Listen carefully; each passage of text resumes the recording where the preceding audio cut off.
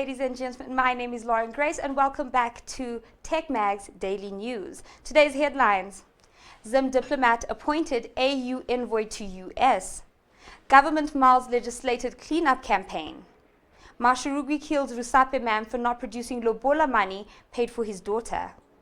Brigadier General Samubulo Ndlovu has died. Teacher and government talks face hurdles. Kupe Pali return hit snag. And lastly, your national COVID update. Your stories in detail.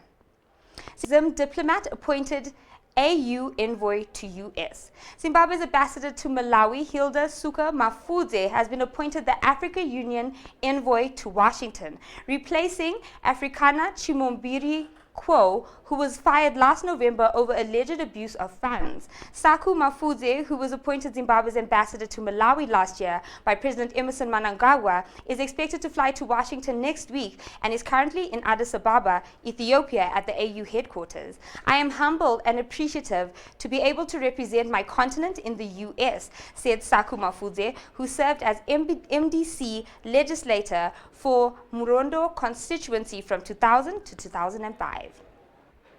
Government Mulls legislated cleanup campaign. Local government secretary Zichemwe Churu yesterday suggested legislated cleanup days to enforce anti-littering, saying that Zimbabweans had a habit of littering. Churu made the call when he appeared before the Parliamentary Portfolio Committee on Local Government, led by acting chairperson Bramwell Bushu, where also disclosed to MPs that President Emmerson Mnangagwa's monthly cleanup campaign were being largely ignored by members of the public. Zimbabweans have a littering culture, and because the president's anti-littering campaign was not legislated, it was largely ignored. We wish this anti-littering campaign could be legislated, but we are better off not creating laws, but creating a good civic culture where people learn that the best thing to have is a clean environment.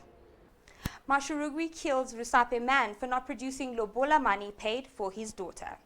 A Rusape family will rue the day their daughter got married, as their father was assaulted to death by a group of machete-wielding gang members, to as Mashurugwi, demanding that he gives them the money paid as a bride price.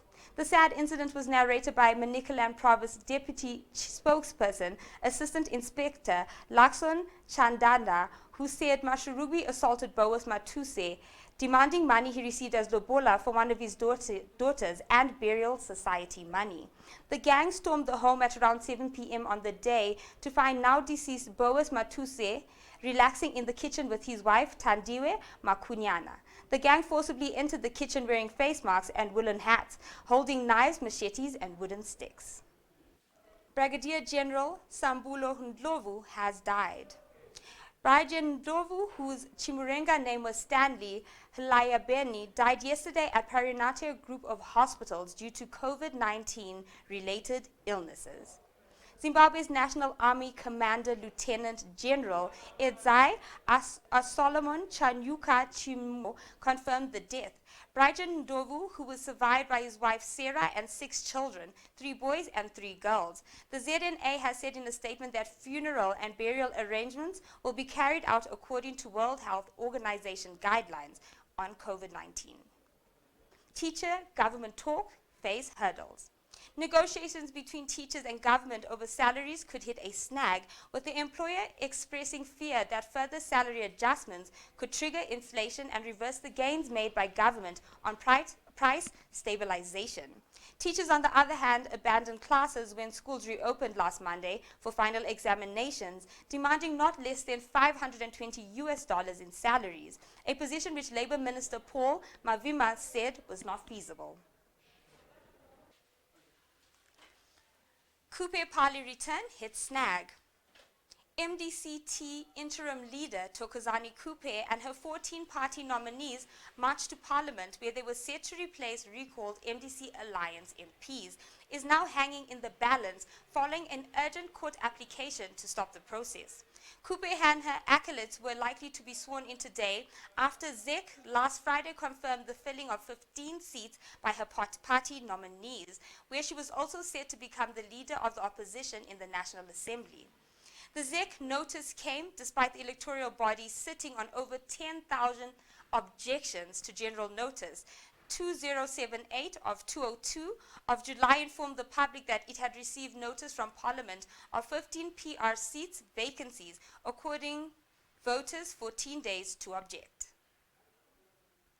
And lastly, your national COVID update. Total number of cases are at 7,898. Recoveries are at 6,424. And deaths are currently at 228. For more stories and more information, please check out our website at www.techmag.tv. Please subscribe to our YouTube at TechMagTV and like and follow us on Facebook, Instagram, and Twitter at TechMagTV. Thank you so much for joining us. We will see you tomorrow.